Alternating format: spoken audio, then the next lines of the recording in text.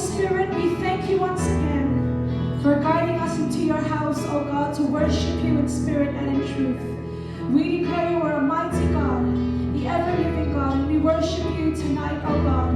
Let your name alone be lifted high, Lord Jesus. We have come to worship the true and living God, the King of Kings and Lord of Lords. You are our Messiah, Jesus, our soon and coming King.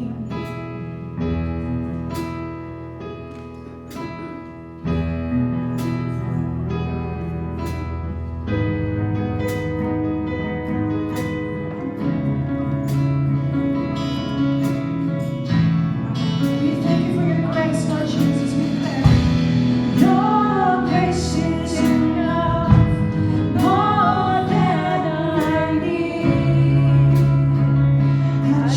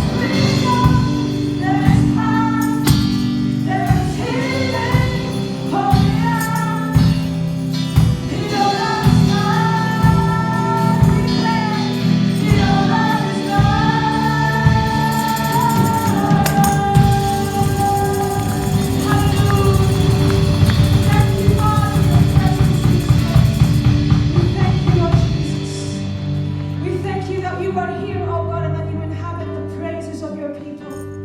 We acknowledge that you are here, Holy Spirit. For where the Spirit of the Lord is, there is freedom. We thank you, oh God, for the greatest sacrifice you gave to us on that cross, oh God. You took our place, oh God, and by doing that, you have removed the power of sin and the power of death, oh God. We thank you for your freedom, Lord Jesus. And we declare you are alive in us, oh God, the ever-living God. We serve a true and living God in this place, and his name is Jesus. We thank you, God.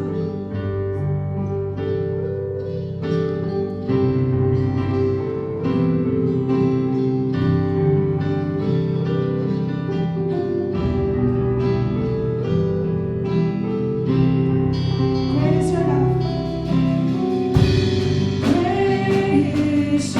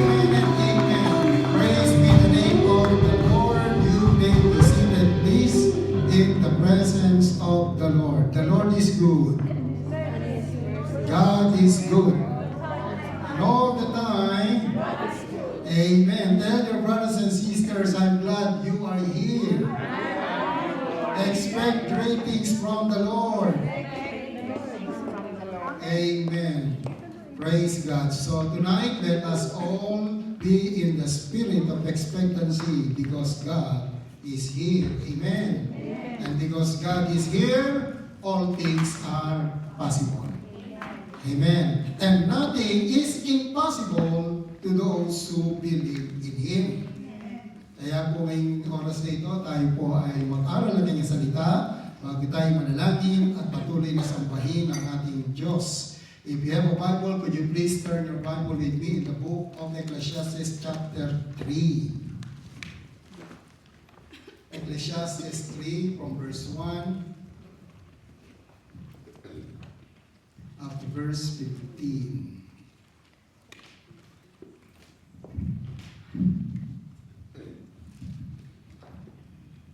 Okay, are you ready? Let us read Ecclesiastes chapter 3 from verse 1 up to verse 15. To everything there is a season, and a time to every purpose under the heaven, a time to be born and a time to die, A time to plant and a time to pluck up that which is planted. A time to kill and a time to heal. A time to break down and a time to build up. A time to weep and a time to laugh. A time to mourn and a time to dance. A time to cast away stones. And a time to gather stones together. A time to embrace and a time to refrain from embracing. A time to get and a time to lose. A time to keep and a time to cast away. A time to rent and a time to sow. A time to keep silence and a time to speak. A time to love and a time to hate, and a time of war and a time of peace. What profit hath he that worketh in that wherein he laboureth? I have seen the travail which God hath given to the sons of men to be exercised in it. He hath made everything beautiful in his time. Also he hath set the world in their heart, so that no man can find out the work that God maketh from the beginning to the end. I know that there is no good in them, but for a man to rejoice and to do good in his life. And I also that every man should eat and drink and enjoy the good of all his labor. It is the gift of God. I know that whatsoever God doeth, it shall be forever. Nothing can be put to it, nor anything taken from it. And God doeth it that men should fear before him. That which hath been is now, and that which is to be hath already been. And God requireth that which is past.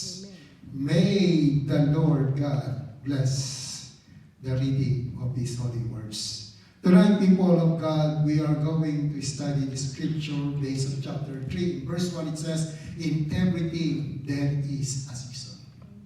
In everything there is a season. We know that the earth has 4 seasons. Di ba? Alam natin. And then there is winter. Winter is past. And then we are now in spring. And then from spring, after a few months, you will enter into summer. And then after summer is autumn, or tinatawag na fall. So some season we like and others, well, we just can't wait for them to be over. Yung iba, gusto natin yung panahon pag summer, pagka nag-ano na, autumn, ayaw na natin. Maghintay naman tayo ng other season. Yung iba, ayaw ng winter. Other people, they want spring. They want the season. A lot of people are celebrating and they are happy because of the season that we have tonight. And then today. And then a lot of people, no, na talagang they are maximizing their time. So they are gallivanting when going to different places. So makikita natin, some seasons we like and other seasons we don't like. Yung mga matatanda, lalo na dito, pagka medyo mag-winter na, babalik na ng Pilipinas kasi malamig na. So gusto nila, magpalipas ng winter, pagbalik ng spring, balik naman sila dito. Di ba? Ganyan maraming ganyan dito ng mga time na yun. So we don't like winter season. And some people, talagang pagka mag-change na yung season, nagkakaroon din ng changes sa buhay ng tao. So, we just can't wait na matapos yung season and now we are all happy because it's spring season. No? Mahaba na yung araw ngayon, mahaba na yung oras ngayon. Hindi ko tulad pag winter, maiksi, malungkot. No? Madilim. Madilim. And then sometimes we follow the season. Kapag ang season malamig, malamig din tayo. Diba? And some people, pagka mainit, kung season to talagang mainit, they are on fire, they want activities, they want to go everywhere. So, ganoon ang tao, nagdepende sa season. So now, people of God, there are many times we are just praying and we'll make it through. And there are also something is certain season that you can and cannot do it. Sometimes gusto mo naman manalangin, sometimes ayaw mo. Sometimes gusto mong dumalo ng gawain, sometimes ayaw mo. Kaya kuminsan, sometimes we really need to know how to control our mood. Hello?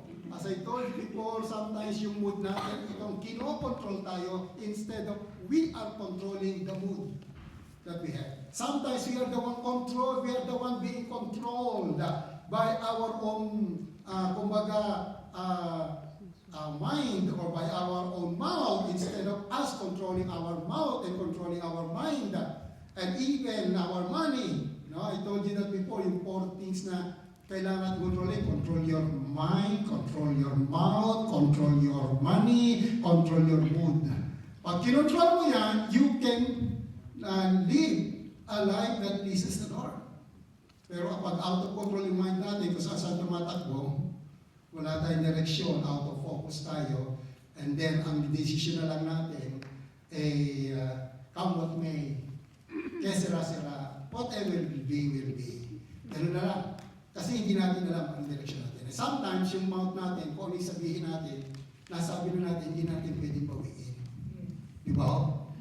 When we say something, you cannot take it again. You already said it. You already hurt people. You already say bad words. You already gossip. You cannot change it anymore. And we have to learn from that. That's why we need to control our mouth. Kaya kailangan natin kontrolin natin yung ating mood because yung mood natin mahalaga yan. Na kailangan natin, we have to be in control. Because kapag di natin na-control yun, it will, destroy our lives. Kaya kailangan natin dito, anong season ba ang dapat nating makita sa buhay po ng bawat isa sa atin. Hindi lang tayo dumidepende because of the 4 seasons. In our Christian walk, there are also different seasons. And we have to know when we are living. So what shall we do when that season changes? Kasi may mga season na talagang in the 4 seasons, there's only 1 season that is fruitful. That is the only season that you can take harvest. Amen? Pwede ba mag-harvest ng winter? Ng fall? Wala na yun. Maraming mga nimo. Amen? Spring, lumalabas pa lang yung mga bunga. Pero pag summertime, ito next time for harvest. That those 4 seasons, there's only one that is really fruitful.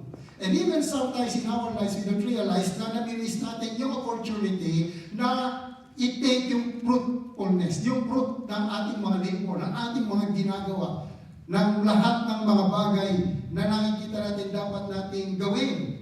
Kaya we need to know the season of our lives. So according to the scripture, Ecclesiastes 3 verse 1, to everything there is a season, a time for every purpose under heaven. And the Ecclesiastes, the preacher, mention different seasons of life. No? So we can see, people of God, we are serving God of season. Amen? And we see it in God's creation. God created the 4 seasons that are based upon the rotation of the earth as it orbits the sun. Kumbaga, umiikot yung earth doon sa sun. Amen? So, ano yung gumagalaw? Yung sun o yung earth? Hindi yung sun, di ba? Yung earth ang gumagalaw. Nagre-revolve siya. Umiikot siya doon sa sun. And the season changes as the earth moves. Pag nag-move ang earth, nag-change ang season. But the sun, in our planetary system, remains constant. And everything revolves around it. Yung ating mundo ginagawa, umiikot siya doon. Pag nag-change ang paggilos ng earth, nag-change yung weather. Nag-change hindi yung sun na rinanatili rin na siya. So in many ways, we can see the signature of the same artist in our lives. Much like the earth, our life should revolve around the sun, S-O-N, capital S. Our life should revolve around the Son of God, our Lord Jesus Christ. Referring not to the literal Son, but to the Son of God. So Jesus Christ is the Son of God. So our lives will change and we will enter and exit many seasons of life. So but the Son remains constant. He is the same yesterday, today, and forever. As our lives revolves on the Son of the living God, people of God, our lives are changing. As you grow deeper, as you grow higher, people of God, your life is keep on changing. And don't be surprised when you experience different seasons in your walk with God, in your Christian life. Because sometimes people, they thought that kapag tayo na born again na, ang buhay ng Kristiyano ay masayang tunay, walang problema. No. Many are the afflictions of the righteous, but the Lord delivered them out of them all. Ang buhay na Kristiyano ay laging masayang tunay, walang kalungkutan. Pag may trials, malulungkot tayo. Kasi mali ang nasa isip natin that once we become a Christian, we are now free from problems, we are always happy, we are always peaceful, and then after a few months becoming a Christian, you realize that there are things that we have to understand as a part of our growth and maturity. We will pass through the different seasons of our lives so we can fulfill the purpose of God in our lives. So our lives revolves on the Son, which is our Lord Jesus Christ. Doon umiikot ang mundo ng mga tunay na Kristiyano. And the Son never changes. He's the same yesterday, today, forever. The one who changes is us. Amen. Tayo ang nagbabago. Kaya sasabihin ng iba, Lord, hindi mo na ako mahantulad doon when you have problems. But the truth is, He loves you. Every day He loves you with an everlasting love. Amen. Ang hindi nagmamahal tayo. In fact, the Lord rebuked us, the church, in the book of Ephesus. I know your works and everything that you're doing, but I have something against you, that you don't love me anymore. Sino ang hindi nagbago? Ang tao ang nagbago, hindi ang Diyos. Amen. Kung minsan pag may problema tayo, we thought that God changed. He is not closer before. He is no longer closer to us. No. If you know the story of the blueprints in the sun, we can see that while the man was walking, he was walking with Jesus, believing in his heart that the other set of footprints is the footprints of Jesus as he's walking on the sun. But when times come, nawala na yung footprints, siya na lang mag-isa. It was during the time that he needs the Lord. It's the time that he really in trouble, the problems of people of God, until such time the Lord told him, the footprints that you can see, it's not yours, it is mine. Because I'm carrying you. We are together in all seasons of your life. So that's why people of God, the Son never changes. God never changes. The one who changes when our lives is revolving upon the sun, people of God, like the earth rotating around the sun, people of God, the seasons are changing. Your life, people of God, is changing as you revolve on the Son of God. Amen. Just like we said, people of God, we serve the God of seasons. But God doesn't measure seasons by clocks and calendars. But through truth and revelation, whenever God gives you a fresh word, you just step into a new season. Hindi po yung gano'n ka nakatagal na Kristiyano. Hindi na-measure your growth based on how long you become a Christian. Even if you are just a newborn Christian, and then you are keep on growing the knowledge of the Lord, the very truth of the message of God is the one changing your life. The revelation truth, the revelation knowledge that you receive from God is the one changing you. It doesn't depend on the clock. It doesn't depend on the calendar. It doesn't depend on the years, months. It depends on your relationship with God. Your relationship with God will change you. Some Christians, they are just new, but their growth is spirited. And some people, they're already old, and then instead of growing, they become, kumbaga, sumasad sila. Bakit? Because they stop following the Lord. They stop serving the Lord. They stop reading the Word. They stop praying to God. They stop attending church, attending fellowship. They start obeying God. They stop testifying the goodness of God. Because they stop, people of God, they stop growing. And when a person is stop growing, what will happen? You will die. Hello? That's why we need to keep on growing.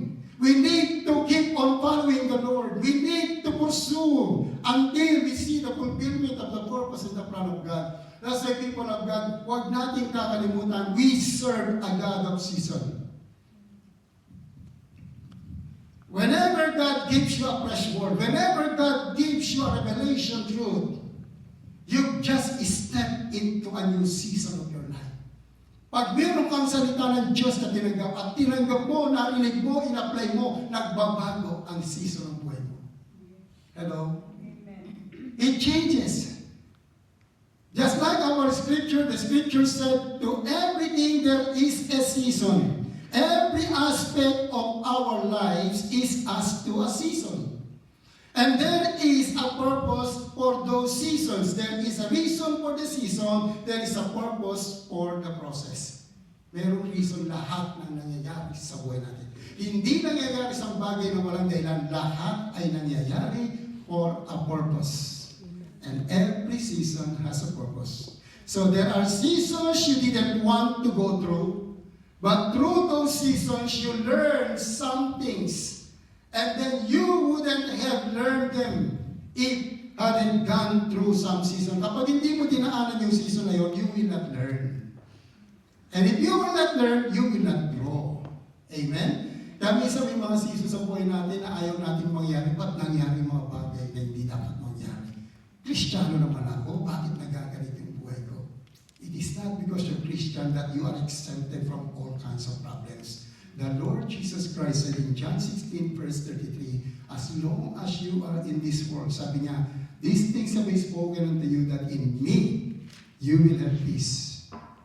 In this world you shall have troubles, you shall have tribulation, you shall have hardship, trials, difficulties, everything is in this world. But be of good cheer, I have overcome the world. That's why the Lord said, if you are in this world, you will still have troubles. But the good thing is, people of God, in spite of all those troubles, God will deliver you. God will help you. That is our difference from all those unbelievers. We have God. And our God is a God of season. He is allowing you to go through that season of your life because He has a plan for you. But His plan for you is not to harm you, but to give you a hope, to give you a future. And the Lord said, you will call upon me in the day of your trouble. I will deliver you, and you will glorify me. He said that you will seek me and you will find me. If you seek me with all of your heart, whatever situation, whatever seasons of life that you are experiencing, remember me.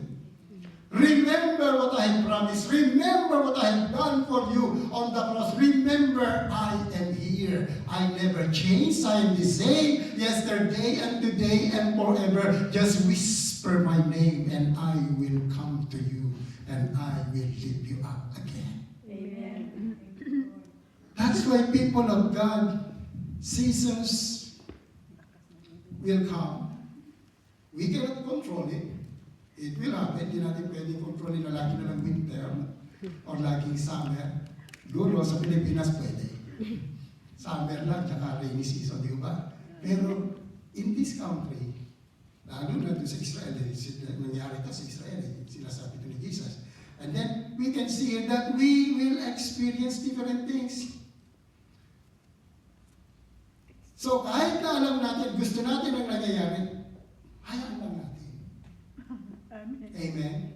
Because God never changed. Kahit anong season, hindi siya pwedeng makontrol ng seasons. He cannot be controlled by any season. He never changed. Pag nag-change ang season, mag-change siya? No. He never changed.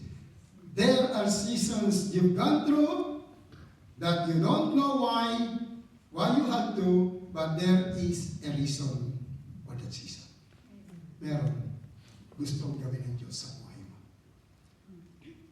And just because you are going through some stuff or have gone through a rough season doesn't mean God is finished with you. Because He who has begun a good work in you will be able to finish it until the very end. When you experience different problems in your life, that is not the end. No? Kasi may pangako ang Lord sa iyo. Sabi niya sa Philippians 1:6, what I have started in your life, I will bring it into completion. Amen. No? Amen. I will bring it into fulfillment until that very day. And then He promised the disciples in Matthew 28 verse 20, He said, Lo, I am with you always. until the close of this age. This age is not yet closing. I am with you. Amen.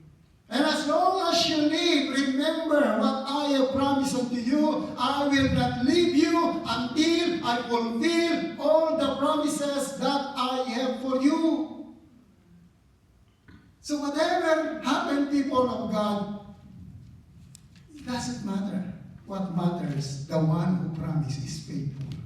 And the Bible declares after all this season, in His time, He will make all things beautiful. Amen. Amen. Yes, Lord. Not in your time, in His time. Amen.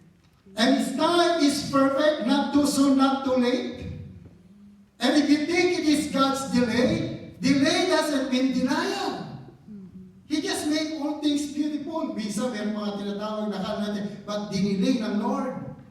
There was a time that Lazarus was sick, and then Martha and Mary informed the Lord, and then they said that the Lord, those people around Jesus, and then Jesus, and then they told Jesus, your friend Lazarus is sick and is dying. And then the Lord delayed His coming for 4 days. Amen. Kasi marami pa siyang dinaanan eh. Pagdating niya roon, Lazarus was dead. Sabi ng mga tao, ano bang gagawin niya? Patay na si Lazarus. Sinadya. Ang tinanong niya si Martha, si Mary, do you believe that I am the life and the resurrection? And then, yes, Lord, we believe. Nasa na si Lazarus, puntahan natin.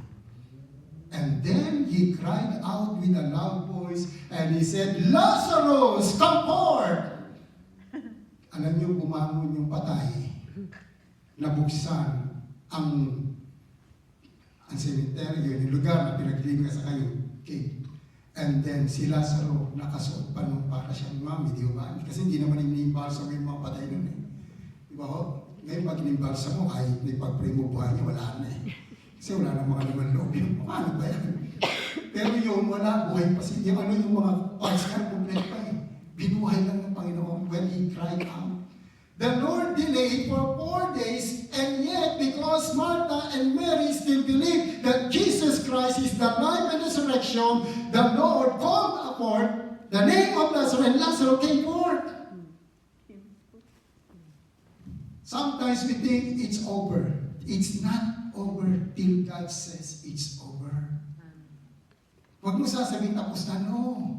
And the doctor said it's finished. No. Until the Lord said it's over. Hello? Amen. That's why you don't believe what other people say. You don't believe what you feel say. But keep on praying to God. Amen. Amen? You know si David, yung ba si David nagkaroon kay Bathsheba and then namatay. Pero nung buhay pa yun, nag-aayon siya, nagpe-pray. At nung mamatay na yung bata, in-stop niya na because it's over. There is no point. Hello? Amen. But when a person is still alive and still God is saying to us, no, there is still hope. And your hope shall not be cut off. And there is a hereafter, there is a future for those who believe. And your hope shall not be cut off. Ang sabi ng Panginoon, don't give up. Keep on praying until something happens. Keep on pushing. Because it is just a season. It is just a test. Now, let's look on the life of Peter. If we will take a quick glance at the life of Peter, one of the disciples, that I believe almost everybody can identify with Peter. So Peter went through some seasons in his life. And as we look at Peter's life, we will see 3 things. 3 principles about stepping into a new season. First, makikita natin sa buhay ni Peter, alam natin yung buhay ni Peter. The number one that we can see in the life of Peter, Peter is stepping into a new season. It brings new changes. When Peter followed the Lord, it changes his life. When you follow the Lord changed your life. At the very beginning, you accepted the Lord. God did something in the spiritual world, and inside of you, you become a new creation. You become a new you. You are a new creation. All things are passed away. Behold, all things are become new. You become a new person. So change is inevitable. It's going to happen, and we look outside at the world around us and notice things are different today than they were 10 years ago. So if you will see last year or even yesterday, but remember we serve a God of seasons. Even in His creation, He created the seasons, and each season is different than the others. Some are meant for things to grow and others for things to die off. Diba o, yung mga season na autumn, namamatay na yung mga halaman. Pero yung mga season, spring na bubuhay sila. Amen? Isa may mga ganyan Kristiyano rin, di ba? Pag may problema, parang halos mamatay na eh. Diba? Pagkatapos, pagka-spring na, nabubuhay. No? Kaya yung mga Kristiyano, sometimes hallelujah, sometimes praise the Lord, sometimes high, sometimes low, para silang thermometer. No, kapag weather maganda, mataas ang temperatura. Pag masamang weather, mababa ang temperatura. We should be a thermostat Christian. We can keep the temperature. We can maintain. Amen? No? Kaya tayo, kinumperdo naman tayo, mga Christian, para tayo dapat yung mga aeroplano. Alam mo yung aeroplano lang, ang sasakyan hindi umaatras. Meron mo pa reverse yung aeroplano? Wala, puro patras lang yan eh. Yung iba, parang mga train eh. Bawa atras sa pante. No, kasi buot dulo, pareho di ba? Pareho pero yung aeroplano, hindi niyo makita na pre-reverse yung aeroplano. Para mag-reverse siya, iikot siya. Hindi siya pwede mag-reverse. Walang ganun. At doon sa runway, pag makita ninyo, parang maka-reverse siya, itutulak pa siya eh. Di ba? So, yung Kristiyano dapat katulad ng aeroplano, laging pasulong. Walang paulong. Amen? Kaya, we have to grow. So here, in the life of Peter, his life, when he entered into a season of his life, it brings new changes. Nagbago ang buhay niya. Sometimes it seems your days, your mountain experience with God was a long time. Katulad nila, parang, Lord, we don't want to leave this mountain top. No. You, Elijah is there, and then Moses is there, and you are there. We will make, Lord, a tent, one for you, one for Moses, one for Elijah. It is a mountaintop experience. You don't want to leave. You don't want to go out in the presence of God. But there is time that you need to go to the valleys and highways. Kailangan bumaba. Meron lang panahon, God will allow you to experience different things in your life na parang high na high ka spiritually, but sometimes mababa. So, here, people of God, we can see, sometimes para tayong nasa mountain top, meron tayong magandang experience doon. But there are times that those seasons, when the nighttime seems as if it will never end. So in those long nights, when the tears seems like they will never stop flowing, but it might have taken a little longer in some seasons than others. But the morning did come, and the tears ceased, and joy returned to your spirit. Di ba, minsan pagka tayo nasa panahon, we need to cry out. Kailangan umiyak eh. Kasi, sabi ng Bible, weeping may endure for a night, but joy cometh in the morning. You will sow in tears, but you will reap in joy. There are times kung gusto mong mag-sow, kung gusto mong mag-reap, you have to sow in tears, in prayer, crying out to God. Crying out for His mercy, for His grace. And there are times that you have to pray to God all night. And then, after all those nights of praying and crying out to God, you will see the joy. Di ba? Right? Those woman na nagbe-bear ng bata, pag siya ay manganganak na, ano sasabihin nila? Push! And then, iiyak na magtatrabil yung woman, and then sasabihin ng doktor, ng kumadrona, push! Ano yung word na push? P-U-S-H. Sabi ko, pray until something happens.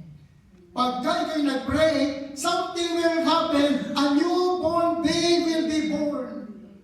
You want to see new people coming to the church. You want to see new people are being born again. You need to push, pray until something happens. Don't stop.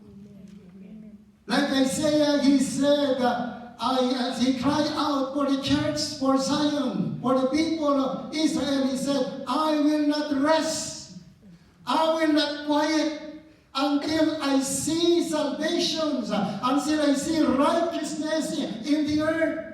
So beloved brothers and sisters, sometimes we need to understand, in order for God to do changes, we need to do something.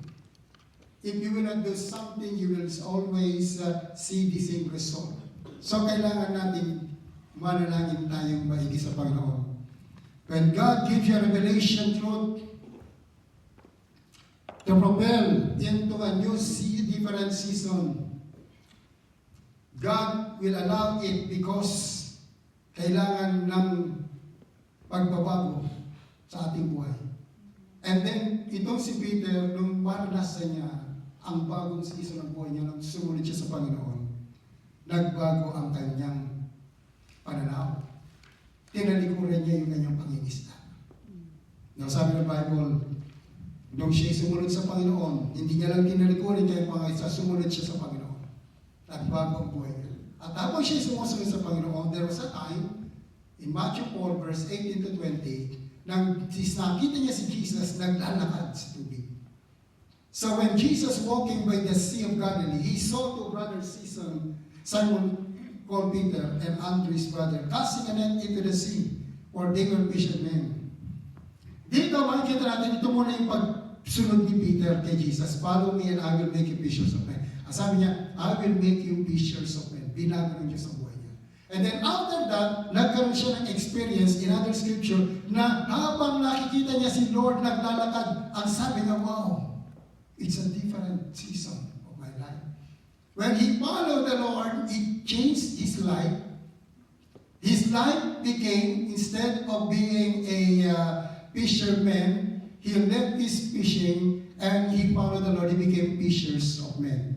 And then while he was following the Lord, he entered into another season of his life na kung saan nakita niya si Jesus naglalakad sa tubig. At nung naglalakad sa tubig, ang sabi niya, wow, si Jesus walking on it. And then, ang daming mga disciples, pero siya lang yung naglakas ng loob. At ang sabi niya, Lord, is that you? They thought he was a ghost. And then sabi niya, it's I. And then the Lord said, come, follow me. Only Peter received the challenge. He received the challenge and God said, Jesus said, come. And when he heard the message of the Lord come, he followed the Lord. He walked. Saan siya lumakad? The Word. The Word. Amen. Kasi kung walang Word, di ka lalakad sa tubig. Bago ka lumakad sa tubig, you have to hear the Word. The revelation truth, the Rhema Word that comes from God. And then you can walk on the water. You cannot walk in this troubled world without the revelation truth that comes from the Lord na hindi tayo lulubog. Lulubog tayo sa problema sa mundo ito without the Word from God. Amen? Tingnan niyo yung nangyayari ngayon sa mundo. Di ba? Now, the economy are collapsing all over the world. And then, politically, this, kumbaga, unstable. Socially, there are so much injustices. Peace and order are questionable. Rally rito, rally doon. And then, complain dito, complain doon. So, walang stability, walang recovery, walang justice, walang righteousness, and then all ay patuloy na nagsasubside, bumabagsak. Even the morality of the people, bagsak. Kaya kailangan natin ng salita sa Diyos. We need a word now. A word now is a revelation truth that comes from God so that we can move on in our walk with God. We need a revelation knowledge that without God we cannot do anything in this troubled world. I-attack ka in all sides of your life. But if you have a word from the Lord, whatever happen, whatever seasons of your life, you will continue to run your race with patience, with joy. And you will continue to walk in this troubled world. And you will not fear, like David said, though I walk through the valley of the shadow of death, I will fear no evil because you are with me. We need the Lord. That's why Peter entered into his new seasons of life from a new changes, a season of new changes. He entered into a new season of new challenges. Tinanggap niya yung challenges. His faith was challenged by stepping out of the storm-battered boat to walk on the water. His feelings were challenged when 1 minute he was proclaiming Jesus as the Son of the living God, and after next minute, he was being rebuked by Jesus, being called, Satan, get thee behind me. Did you remember that? And having Jesus turn his back on him, telling him to get behind him. Pero hindi pinagtatanggol si Jesus. Tapos sasabihin ni Jesus, Satan, get thee behind me. Doon ka nga sa likod ko, Satanas. Because you are a hindrance. God has a plan for me. I have to do it. Sometimes we cannot discern it. And in a way, para bagang concern si Peter. Pero hindi alam ni Peter, it is no longer God ang siyang doon nag-inspire sa kanya. It is now Satan, just after a few minutes of proclaiming that Jesus was the Son of God. Jesus said, it is not man who told you this, it is my Father. It is the Spirit of God who told you that I am Christ, the Son of the living God. But afterwards, hindi pa natigil si Peter, Lord, hindi mangyayari ito sa iyo. Pag sinabi ni Jesus what will happen to him, na siya'y mamamatay, pero sabi niya, it will not happen to you. Sa Tagalog po, sa ating version, dadaan sila sa ibabaw ng ating bangkay. Pero anong nangyari kay Peter? Oh, Peter, Simon, Simon, remember this. You will deny me 3 times bago tumilaw ang manok. Even before the cock crow, you will deny me. At siya hindi nakinig. Kala niya talagang very good siya kay Jesus. Pero nirebuke siya ng Panginoon. And then when Jesus Christ was arrested, what happened? Peter talagang magpagpatayan. Ginamit niya nga yung kanyang sirap. Yung kanyang yung kanyang sword. Tinamaan yung tenga ni Marcos, pero sa awa ng Panginoon, kinuha yung tenga at tinabit ulit. Healed them. And then sabi niya, isuksok mo yung sibat mo. Kasi nakalimutan niya, we are not wrestling against flesh and blood. Always remember, we are not wrestling against flesh and blood. When you have trouble, when you have problems, when other people are still harassing you, doing bad things against you, saying negative words and different things, remember, they are not the one na siyang kalaban natin. It is the Spirit controlling them. It is the Spirit influencing them. You have to fight the good fight of faith, submit yourselves to God, resist the devil, and he will flee from you. Put on the whole armor of God, the weapon of our warfare, not carnal, but mighty through God to the pulling down of strongholds, casting down every imagination and every high thing exalted against the knowledge of God, and bringing into captivity every disobedience to Christ. Use that weapon and bring it and attack the works of the enemy, not the people. Hello? Kaya yung new challenges dumating sa buhay niya at pang-atlo na nangyari sa kanya. Ang nangyari sa kanya, he became not only have a new change and new challenges, but became people of God. In Acts chapter 2, Peter stepped into a new season. Diba, naalala nyo, he was restored by the Lord after the resurrection of Jesus Christ. He visited them, and the Lord said to Peter, Peter, do you love me more than this? Yes, Lord, you know that I love you. And then God was not satisfied. He said again, do you really love me more than this? More than you have to feed my lambs, feed my sheep. Thirdly, he said, Lord, sabi ni Lord, do you really love me, Peter? Yes, Lord. And Peter was almost crying, and then the Lord was satisfied for the third time because he saw that he really loved the Lord. Amen. Because he denied the Lord 3 times. Kaya kailangan tingnan ng Lord kung kaya niyang mahalin si Jesus ng 3 times din. And then nakabawi si Peter. He was restored. And then now, the Lord said to them, wait for the promise. Tarry in the city of Jerusalem until you be endued with power on high. Someone is coming because the Lord is now ready to go.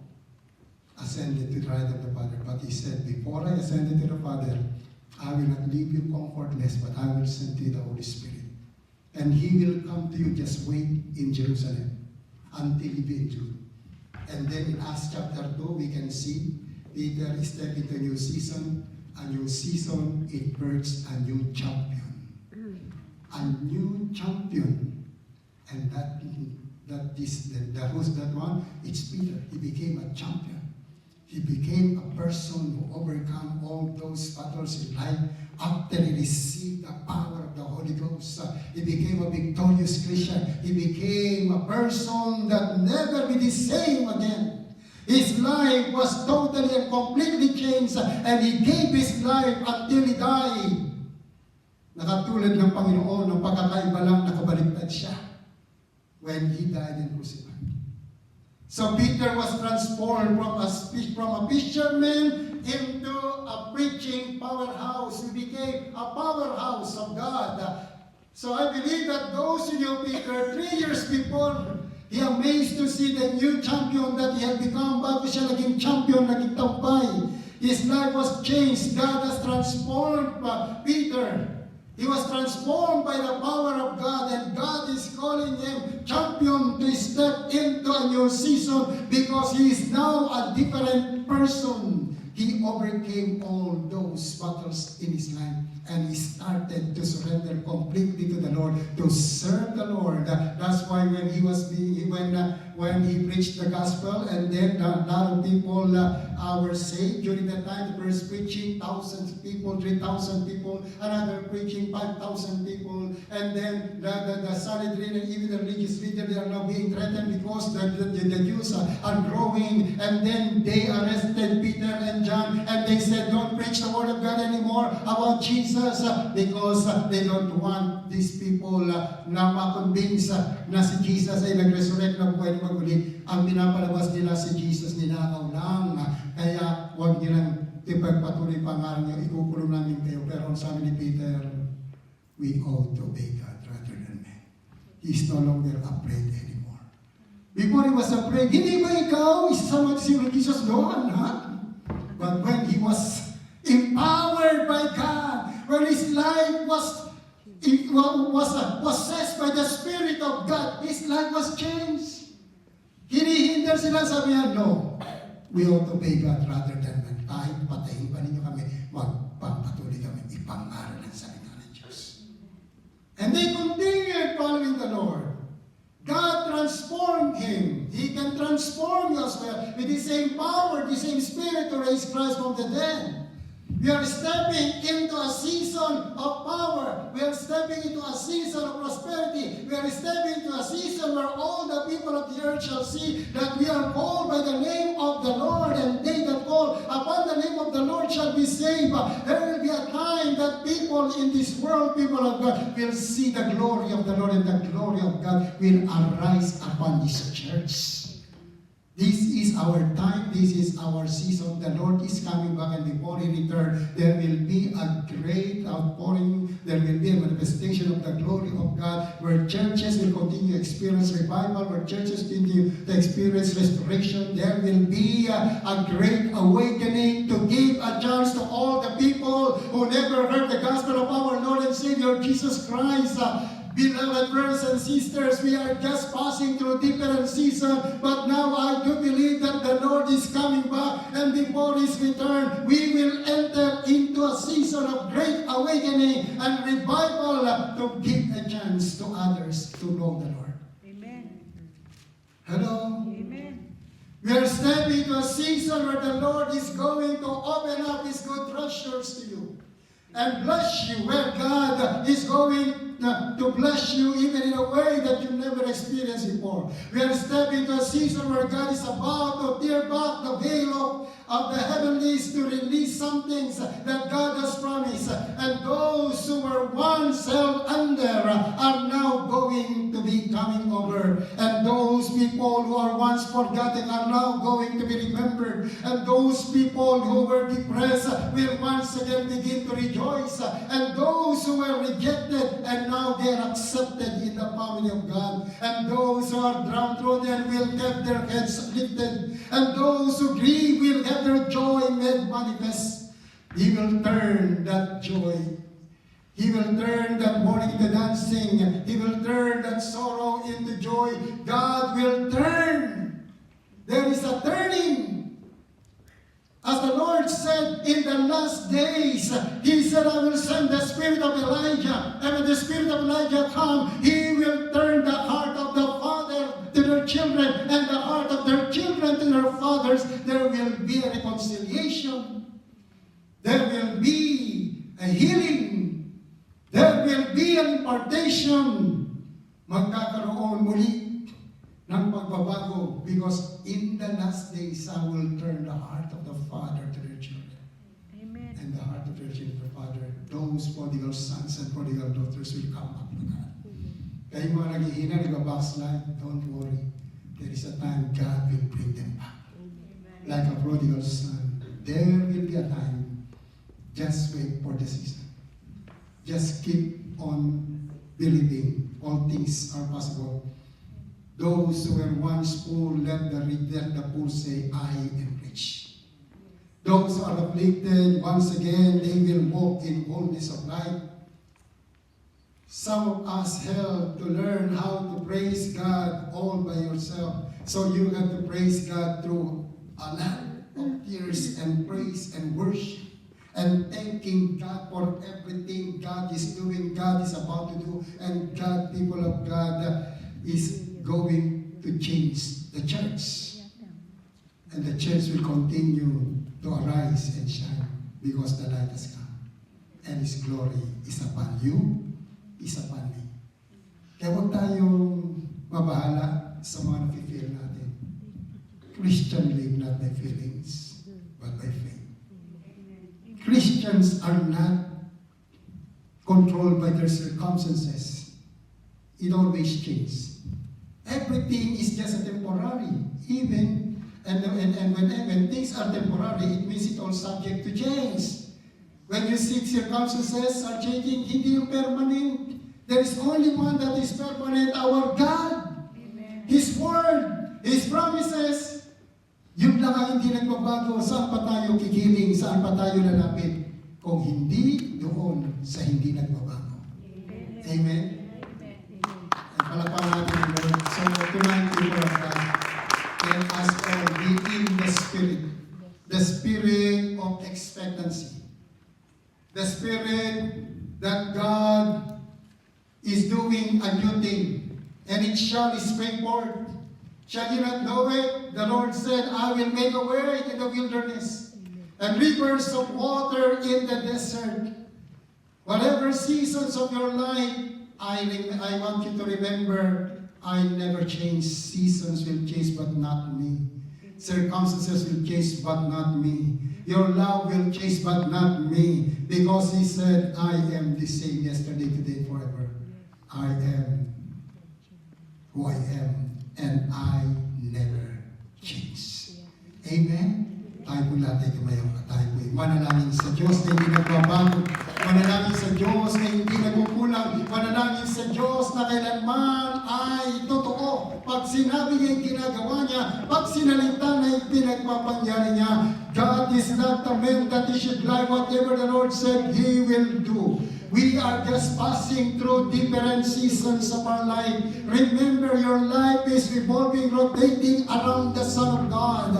When your life is experiencing different troubles, problems, that is not permanent. That is just a season for your growth, for your maturity. For God wants to bring out the best in your life, and He wants to allow you to experience different seasons so that your life will be a blessing to many people. So that you will grow in the knowledge and wisdom of God. So that you will continue to be strong.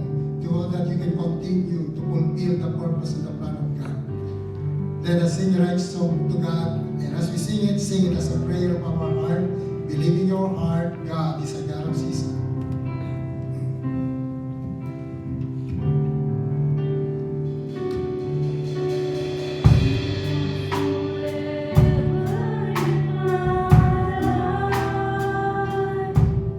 You see me through the seasons,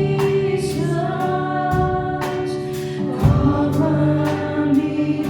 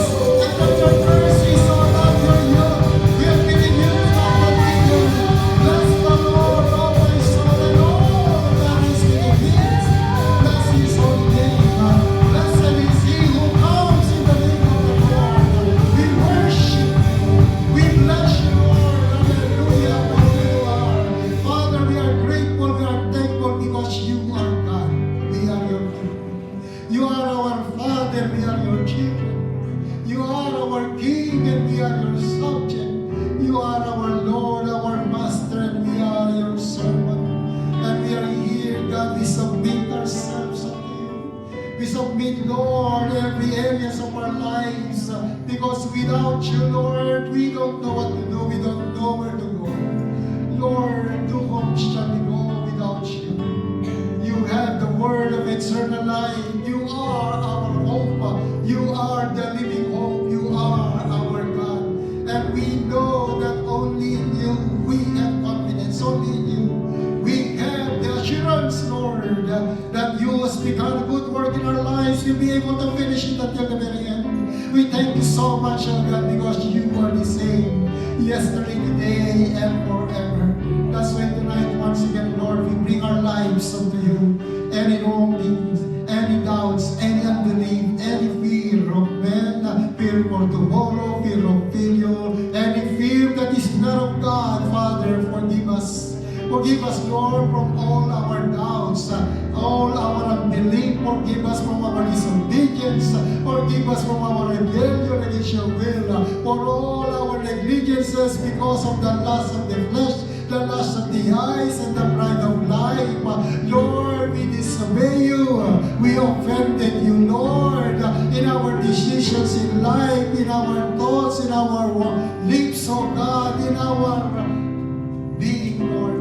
Forgive us from all our sins. And I pray once again for the power of the blood of Jesus that was shed on the cross to cleanse each one of us from the top of our head to the very sole of our feet. Our spirit, soul, and body, Lord, be totally cleansed and purify every motive of our heart, every intentions of our mind, every deeds of our flesh, O Lord God. Transform us. Renew our mind, O Lord God, in the mighty name of Jesus. And tonight, Lord, once again, let the power of your Spirit, Lord, hallelujah, awaken our spirit, Lord. Weaken our spirit with the same Spirit who raised Christ from the dead, so that we can do the works of God, fulfill the assignment that you have given to us. I pray, God, for the infilling and the refilling of your Holy Spirit, so that your people will continue, Lord, to fulfill the mandate, Lord, to go out and preach the gospel to every creature, to those who never heard your gospel. I pray the empowerment of your Spirit be upon them, so that they can overcome all kinds of battles in life, all kinds of attacks of the enemy, all kinds of trials, difficulties, and persecution. Empower your church, O Lord God, to do the work of God in the mighty name of Jesus. Empower your church, O Lord God, hallelujah, to speak what your word in boldness, O God. Lord, believing in their heart that you are just using your word to perform it. Accompany your word with great signs and wonders and miracles. Empower your church, your people, O God, so that we can be a light and salt of this world. We can arise and shine in this dark world, in this troubled world. Let the empowerment of your Spirit be upon your church, O God, even in all seasons of our lives, so that we can preach the word in season and out of season, and do the work of an evangelist in all seasons, O Lord God. For this is your will, because you want all men to come to the knowledge of God, and you want, Lord, to see the preaching of your gospel before the end, before you return. Lord, we thank you, Lord, for all these people. You know them by name, you know their needs, you know what season of their life, oh God, na dinadaanan nila, that they are now experiencing. I pray that you cause your people, oh God, to overcome the new season, so that they can go to another season of challenges, so they can be a champion, they can be a victorious Christian in every season, oh Lord God, because you are with them, you are for them, and you will not leave them until you fulfill whatever you have promised upon them. Father, we thank you. You know them by name, you know their needs, oh God. Minister unto your people, even in the area that they needed you most.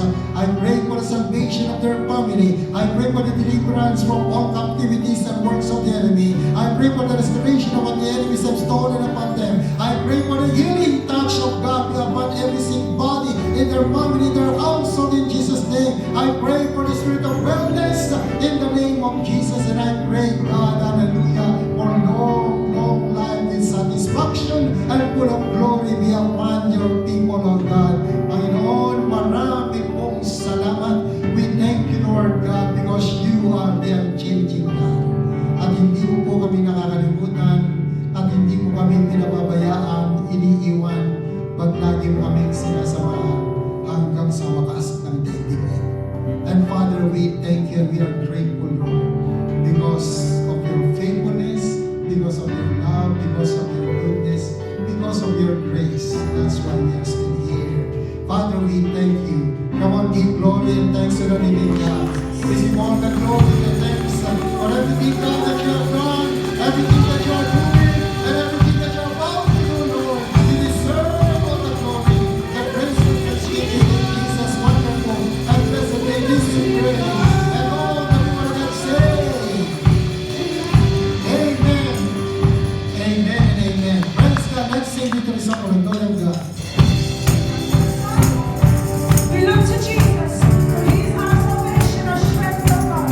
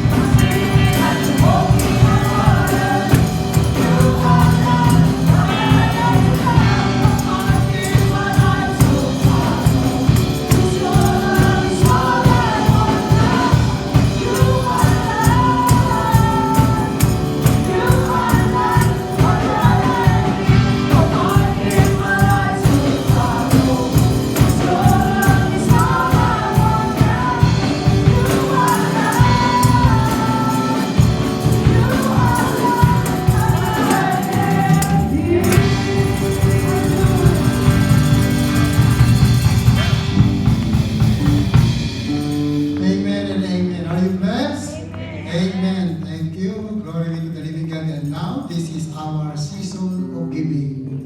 And there is a time of receiving. The Bible says, give and it shall be given unto you. Good measure, pressed down, shaken together, running over. And it also says that we cannot whatever a man sows, he will also reap. So there is a time of sowing, there is a time of reaping, and your sowing, people of God, when you harvest, is greater and better than what you sow. Kapag tayo nagtatanim, mas marami yung inaani natin kaysa sa itinatanim natin sa Panginoon. Why? Because we cannot outgive God. Kasi yung God nga nagtanim eh. Sino yung tinanim niya? He gave His Son. How many sons He has? Only one. But now there are many sons and daughters of God. Why? Because He sent His only begotten Son. And everyone who believes in Him, they become sons and daughters of the living God. So tonight, people of God, let us all honor God with all the first fruit of our increase, and let us give to God what is due to Him, and give to Caesar what is due to Caesar. Kaya sabi ng Lord kay Abraham, I will bless you for you to be a blessing. Bringing our tithes and offering, people of God, will show that we love the Lord. It keeps our covenant relationship. Pero kapag dinidisobey natin si Lord, kapag hindi tayo faithful sa Lord by giving our tithes and offering, hindi niya tayo maproteksyonan. It protects our lives, our family, when we bring our tithes and offering, because God has a covenant to His people. Amen. Ang sabi niya, He will rebuke the devourer for your sake, sabi ng Bible, and you will be called blessed. Kaya it is our protection when we follow the condition in the covenant of God to His people. And the condition is obedience. Obedience to God. When you obey God, God will fulfill all His promises. If you obey and willing, you will eat the good of the land. Kaya yung blessings na sa atin, hindi actually sa atin yan, entrusted lang yan. You are just entrusted by God, and a steward must be found faithful in everything. Kaya God cannot entrust us these temporary blessings. How can entrust us the spiritual things? Kaya doon nasisukat yung katapatan ng Diyos sa mga temporary blessings para pagkatiwalaan tayo ng mga spiritual na bagay, ng mga dakilang bagay sa buhay natin. Tayo po'y manalangin. We are so grateful and thankful, Lord, because you are our source, our God that never changes. Your promises, your faithfulness never change. And if we are just obedient to you, we will eat the good of the land, the fruit of the land, Lord. Father, I pray, continue to increase our love, our obedience to you, so you can fulfill your promises to those covenant people of God. I pray that let there be an open heaven upon your people and rebuke the devourer in the mighty name of Jesus in all areas of their lives, and release the divine covering and protection of God and the divine favor of the Lord, as well as all the blessings of Calvary. Keep that heavens open upon your people as we continue to fulfill our obligation to obey you, Lord, in all areas of our lives. Father, we thank you, we honor you, and we give you praise. And bless the one who read a special number for your glory, in the name of Jesus. Amen, amen, and amen. Let's welcome Sister Eunice to read a special number for the glory of God.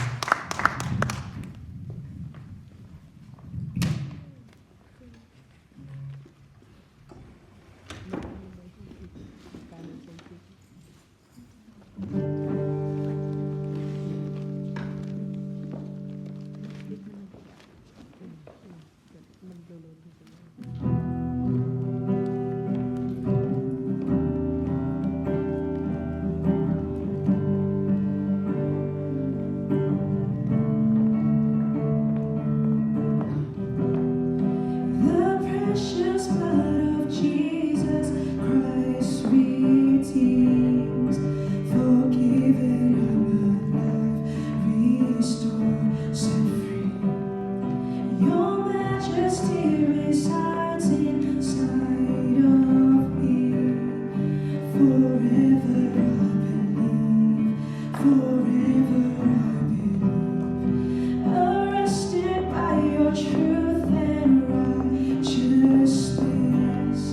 Your grace has overwhelmed my brokenness. Convicted by your spirit, led by your word. Your love will never fail. Your love will never fail.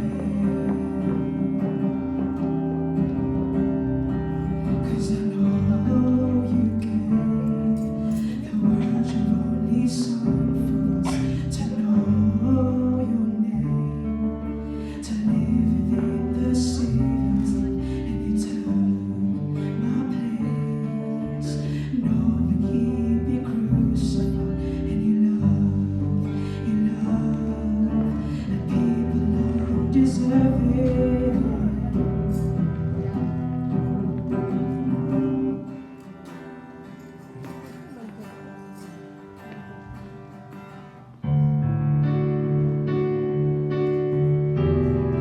The precious blood of Jesus Christ redeems, forgiven, alive, restored, set free.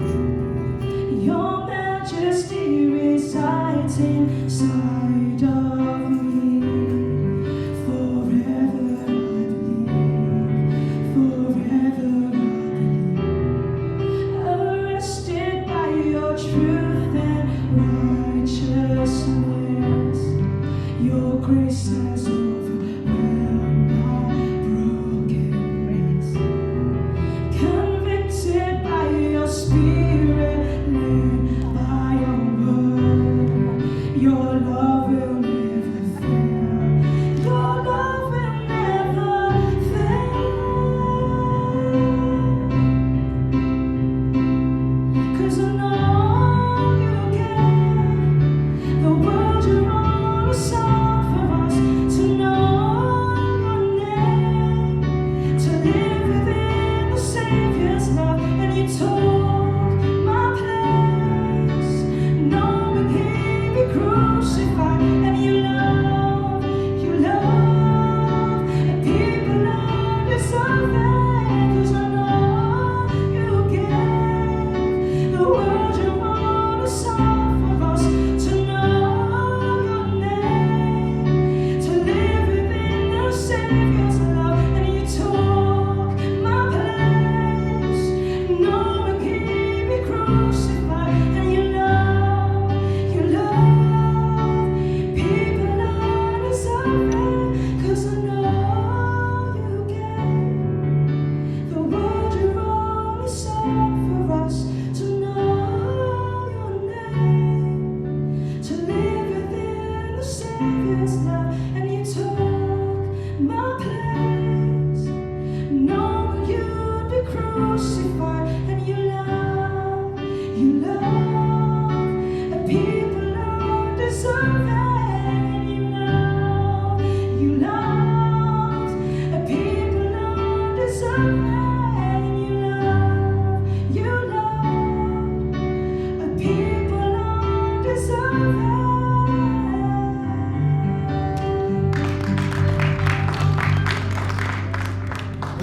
Praise God for the anointed song number. Thank you, Sir Eunice. And before we close, please be reminded po, kailan mo yung ating Easter? Easter Ano yan? sa April. Easter, April 20.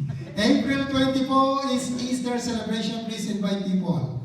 And please also those people who are around in London, bago magkaroon ng Easter, merong Good Friday. Amen? Everyone are all invited to join us here. Magmamarch lahat ng mga churches dito na normally ginagawa every year.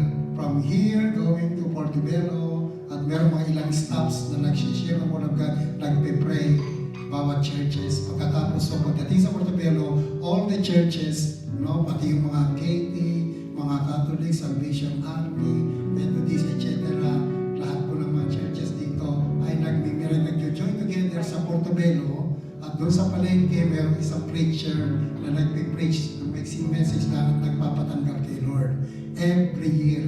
And a lot of tourists are going there and then they witness what God is doing. Please join us this coming April 19 na lang, April 18. 18. April 18, magma-march po tayo. Please make yourself available. Kailangan natin ng representative from JKMM. Also, magkakaroon tayo ng time to distribute also yung mga tracks. Sino po ang pupunta sa Good Friday sa March? Amen. Praise God. Palagpakan natin ang Panginoon. So yung mga taga-Brampton, please pray for us. Malayo kayo. Pero yung mga taga-London, magma-march tayo. Kasi yung mga banner na ito, gusto nila yun. Ilang years na yan, napakinabangan natin. At nagiging witness yan. Kasi nga, tinataas natin si Jesus. Amen. Kaya yun lang ang contribution natin, yung banner na wala kasi may ganyan, tayo lang. Pero natuto na rin yung ibang churches, meron rin sila maliliit. Kasi nakikita nila na pinaparada natin ang pangalan ng Panginoon. Let us speak Jesus on the street, speak Jesus on the family, speak Jesus in this nation. Amen? Kaya hindi ko nawawala yung kapuluhan yun. Si heaven, naka-record lahat yan. Yung ating participation. Amen? Please be here, 10 o'clock, Friday, Good Friday, 10 o'clock. Magagather po tayo rito.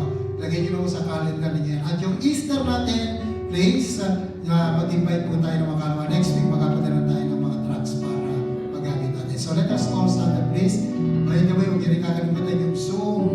No, yung Zoom prayer meeting. Make yourself available. Join us sa ating prayer meeting. At kung hindi natin natutuloy po Tuesday, ginagawa natin ng Friday. Yung Friday po, nakuring God dahil marami pa rin dumadalo. Bakit? Sabi ng Lord, 2 or 3, nandun pa rin siya. Kaya join us sa ating Zoom prayer meeting, Zoom Bible study, so we can pray together. So let us give our God all the glory and honor for He has done in our lives as we sing our closing song. The Savior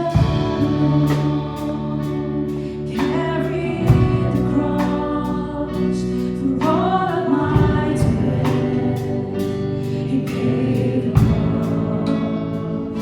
Salvation complete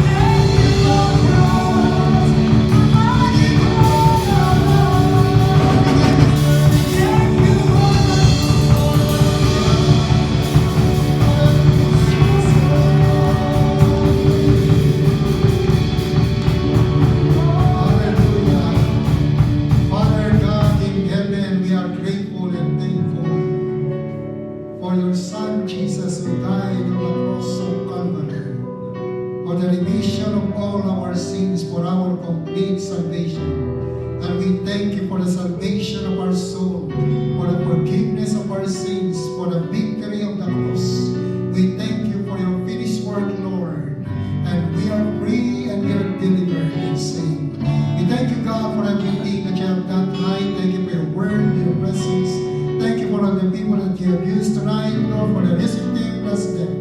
Increase the faithfulness, the love unto you, Lord God, the skills and anointing upon their lives, and continue to transform them and use them even in a higher way. Bless all these coordinators and workers and leaders, and even all the congregation who came tonight. Lord, I pray that you grant the desire of their heart that is according to your will. And even, Lord, as we close our service tonight, inaalala rin namin ang mga kapatid namin, hindi namin kapiling ngayong gabi. Lord, wherever they are, whatever the condition, Lord, reach out and touch them and continue to release your comforting presence, your strength, your divine protection and favor be upon them. Father, we thank you, Lord, even sa aming pong paglumawakas.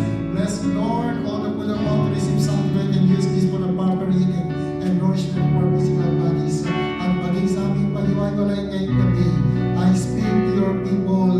May the Lord bless you and keep you. May the Lord's face shine upon you and be gracious unto you. May the Lord lift up his countenance unto you and give you peace.